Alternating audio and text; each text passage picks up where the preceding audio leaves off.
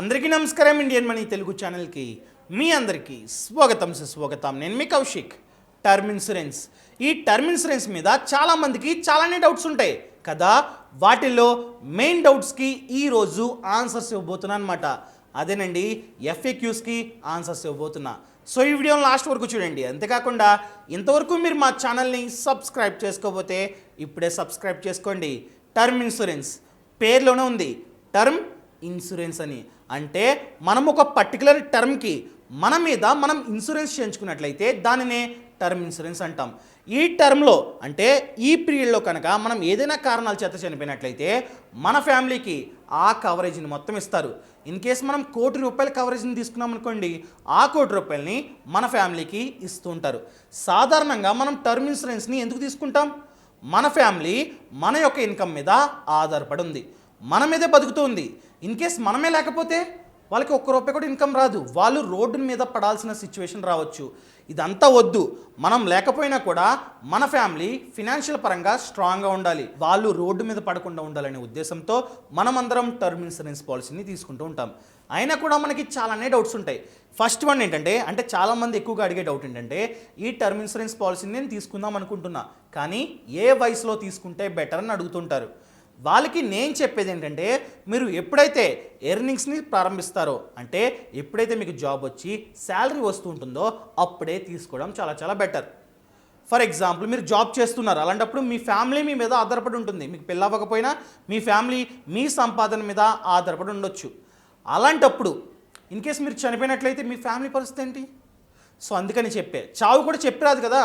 Accident అవుతుంది అనుకోండి, accident అయ్యే ముందు మనల్ని అడుగుతుందా చావు నీ ఏజ్ ఎంత అని అడుగుతుందా? అడగదు కదా. ఎలాంటి సమయంలో అయినా ఏదైనా జరగవచ్చు. సో చిన్న వయసులోనే మీరు టర్మ్ ఇన్సూరెన్స్ పాలసీని కనుక తీసుకున్నట్లయితే ప్రీమియం అన్నది చాలా చాలా తక్కువే ఉంటుందన్నమాట. సో మీరు ఎప్పుడైతే ఎర్నింగ్స్ని ప్రారంభిస్తారో అప్పుడే తీసుకోవడం చాలా చాలా ముఖ్యం. సెకండ్ వన్ ఏంటంటే, కవరేజ్ ఎంత తీసుకోవాలి అని అడుగుతుంటారు. చూడండి, ఒక ఫార్ములా ఉంది. అదేంటంటే annual income into 10 plus loans. For example, me annual income అన్నది 6 లక్షలు అనుకోండి. 6 lakhs ఇంటూ 10 60 లక్షలు. 60 లక్షలు ప్లస్ మీకు ఎంతైతే అప్పు ఉందో అంత. మీకు 40 లక్షలు అప్పు ఉందనుకోండి, 60 లక్షలు ప్లస్ 40 లక్షలు ₹1,00,00,000 కవరేజ్ మీ పేరు మీద ఉండాలన్నమాట. అదే మీకు అప్పు అనేది 10 లక్షలు ఉంది, 60 లక్షలు ప్లస్ 10 70 లక్షలు మీ యొక్క కవరేజ్ అయి ఉండాలన్నమాట. ఈ రకంగా ప్లాన్ చేసుకోవడం చాలా చాలా ముఖ్యం. అండ్ ఇంకొకటి ఏంటంటే, ఇన్కమ్ ప్రూఫ్స్ ఖచ్చితంగా ఉండాలని అడుగుతుంటారు. చాలా ఇన్సూరెన్స్ కంపెనీస్ ఏంటంటే, మనకి జాబ్ ఉండి మనకి రెగ్యులర్గా శాలరీ వస్తున్నట్లయితే మాత్రమే ఈ టర్మ్ ఇన్సూరెన్స్ పాలసీని ఇస్తున్నారు. కొన్ని కంపెనీస్ ఏమంటున్నాయంటే, మనకి ఖచ్చితంగా ఐటీఆర్ ఉండాలి, అప్పుడు మాత్రమే మీకు టర్మ్ ఇన్సూరెన్స్ పాలసీని ఇస్తామని చెప్తున్నాయి.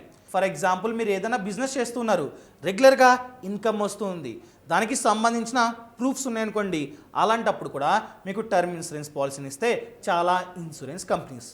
చాలామంది ఏంటంటే అప్లై చేయడానికి ట్రై చేస్తున్నారు, కానీ సరిగ్గా ఇన్కమ్ లేకపోవడం వలన ఇవ్వట్లా. అలాంటి వాళ్ళు ఏంటంటే, సరల్ జీవన్ బీమా యోజన అని చెప్పి ఒక ప్రభుత్వ పథకం ఉంది. ఈ పథకాన్ని మీరు ఏ ఇన్సూరెన్స్ కంపెనీలో అయినా ఆప్ట్ చేసుకోవచ్చు. దానిని కనుక సెలెక్ట్ చేసుకున్నట్లయితే ఎటువంటి ప్రాపర్ ప్రూఫ్స్ అవసరం లేదనమాట. కాకపోతే దానిలో మ్యాక్స్ కవరేజ్ వచ్చేసి 25 lakhs. ప్రీమియం కూడా చాలా చాలా తక్కువ ఉంటుంది.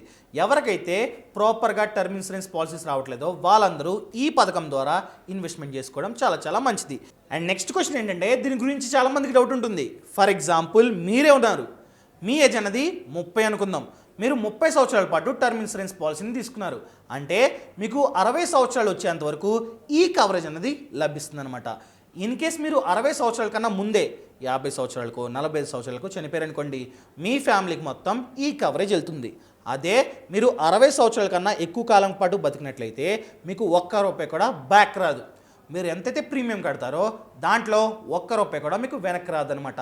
మీరు సంతోషపడాలి, అరే నేను 60 సంవత్సరాలు వచ్చేంత వరకు బ్రతికా, నాకేం అవ్వలేదని చెప్పి సంతోషపడాలి తప్ప ₹1 కూడా బ్యాక్ రావట్లేదని చెప్పి బాధపడకూడదు అనమాట. ఇది ఎలా అంటే, ఫర్ ఎగ్జాంపుల్, మీ ఇంటికి ఒక వాచ్మెన్ ఉన్నాడు.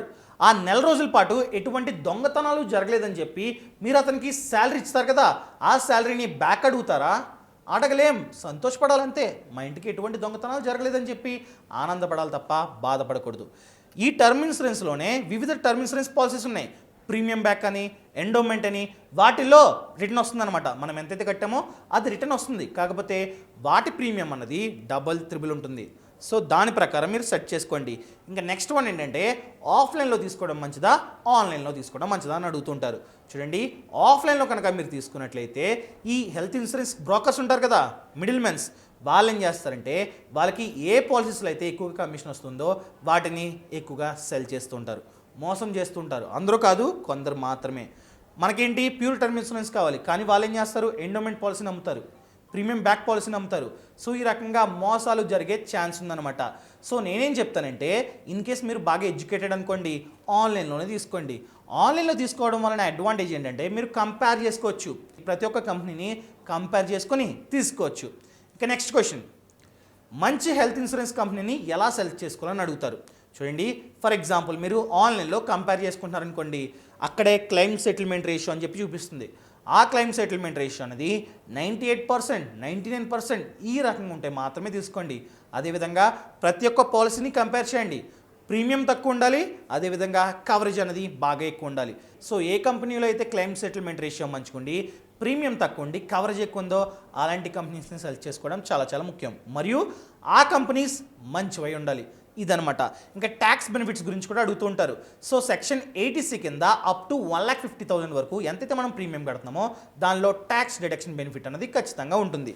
అండ్ నెక్స్ట్ క్వశ్చన్ ఏంటంటే నామినీ.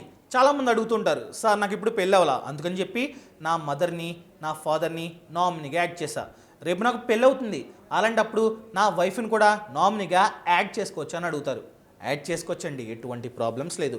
అదేవిధంగా మీరు ఎటువంటి హెల్త్ ఇన్సూరెన్స్ పాలసీ తీసుకున్నా, టర్మ్ ఇన్సూరెన్స్ పాలసీ తీసుకున్నా మీ ఫ్యామిలీతో ఖచ్చితంగా చెప్పండి. ఆ డాక్యుమెంట్స్ని మీ ఫ్యామిలీకి చూపించండి. ఫర్ ఎగ్జాంపుల్ మీరు టర్మ్ ఇన్సూరెన్స్ పాలసీ తీసుకుంటారు, రేపు చనిపోయారనుకోండి, మీ ఫ్యామిలీకి తెలియకపోతే ఎలా వాళ్ళు క్లెయిమ్ చేసుకుంటారు చెప్పండి. సో అందుకని చెప్పే ప్రతి విషయాన్ని వాళ్ళతో చెప్పండి. ఇన్సూరెన్స్ అనే కాదు, ఇన్వెస్ట్మెంట్స్ గురించి, ఇన్సూరెన్స్ గురించి, ప్రతి ఒక్క దాని గురించి వాళ్ళకి చెప్పాలి.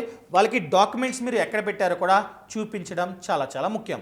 అండ్ లాస్ట్ క్వశ్చన్, ఈ టర్మ్ ఇన్సూరెన్స్ పాలసీ అనేది 90 years వరకు తీసుకోవాలా, 100 years వరకు తీసుకోవాలా, లేదా 60 years వరకు తీసుకోవాలని అడుగుతుంటారు. చూడండి, సాధారణంగా 60 years వచ్చేంత వరకు తీసుకుంటే చాలు. 70, 80, 90 అంటే వద్దు. చూడండి, అసలు మనం టర్మ్ ఇన్సూరెన్స్ పాలసీని ఎందుకు తీసుకుంటాం? రేపు మనకి ఏదైనా అయినట్లయితే మన ఫ్యామిలీ ఫినాన్షియల్గా ఇబ్బంది పడకూడదు అని చెప్పి తీసుకుంటాం. మనకి 60 సంవత్సరాలు వచ్చేసరికి మన పిల్లలు జాబ్లో జాయిన్ అయ్యి మంచి స్టెబిలిటీగా ఉంటారు, మంచి స్టేజ్లో ఉంటారు. అలాంటప్పుడు పెద్దగా అవసరం లేదు మన డబ్బు. అంటే వాళ్ళు ఫినాన్స్ పరంగా మనం చనిపోయినా కూడా వాళ్ళు ఫినాన్షియల్గా స్ట్రాంగ్గానే ఉంటారు. ఆ ఉద్దేశంతో ఏంటంటే 60 సంవత్సరాల వరకు ఇనఫ్. మనకి 90 సంవత్సరాలు వచ్చేంత వరకు తీసుకున్నట్లయితే వాళ్ళు ఆల్రెడీ పిల్లల్ని కని వాళ్ళ గురించి ఆలోచించుకుంటూ ఉంటారు. వాళ్ళు ఆల్రెడీ టర్మ్ ఇన్సూరెన్స్ పాలసీ తీసుకొని రెడీగా ఉంటారు కదా. అందుకని చెప్పే 60 సంవత్సరాలు వచ్చేంత వరకు ఇనఫ్. 70, 80, 90 అని చెప్పి చాలామంది చెప్తుంటారు, తీసుకోకండి. ఇదనమాట. ఈ రకంగా మీకు టర్మ్ ఇన్సూరెన్స్ గురించి కానీ హెల్త్ ఇన్సూరెన్స్ గురించి కానీ ఇంకేమైనా డౌట్స్ ఉంటే కింద డిస్క్రిప్షన్లో ఒక లింక్ ఉంది. ఆ లింక్ని క్లిక్ చేసినట్లయితే ఫినాన్షియల్ ఫ్రీడమ్ యాప్ డౌన్లోడ్ అవుతుంది. ఈ యాప్లో టర్మ్ ఇన్సూరెన్స్ గురించి, హెల్త్ ఇన్సూరెన్స్ గురించి, స్టాక్ మార్కెట్ గురించి, మ్యూచువల్ ఫండ్స్ గురించి, లోన్స్ గురించి, ఇలా ప్రతి ఒక్క దాని గురించి ఫినాన్షియల్ పరంగా 63 కన్నా ఎక్కువే కోర్సులు ఉన్నాయి. సో ఇంకెందుకు ఆలస్యం, ఇప్పుడే యాప్ని డౌన్లోడ్ చేసుకోండి. డౌన్లోడ్ చేసుకున్న తర్వాత MARIDI ఈ ప్రోమో కోడ్ని కానీ SAVE సేవ్ అనే ప్రోమో కోడ్ని కానీ యూజ్ చేసి 2,000 రూపాయలని సేవ్ చేసుకోండి. ఇంకెందుకు ఆలస్యం, ఇప్పుడే యాప్ని డౌన్లోడ్ చేసుకోండి. ఇలాంటి మంచి మంచి వీడియోలతో రేపు మీ ముందుకు వస్తా. అంతవరకు సెలవు. ఇట్లు మీ Kaushik. Thank you so much.